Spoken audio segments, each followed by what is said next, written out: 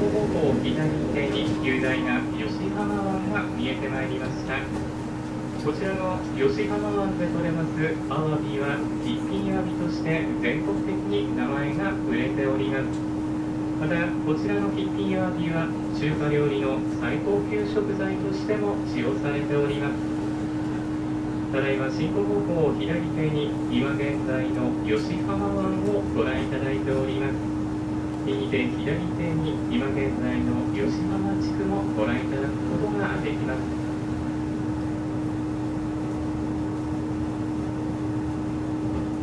今現在の吉浜地区もご覧いただくことができます。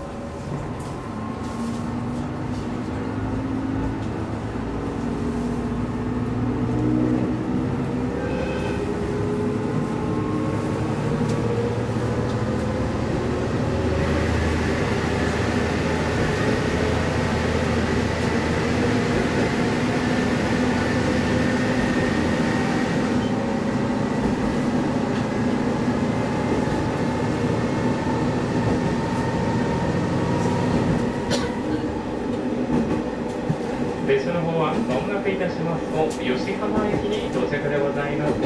降り口は先頭車両1両目前側の左側です。まもなく吉浜駅到着でございます。降り口は先頭車両1両目前側左側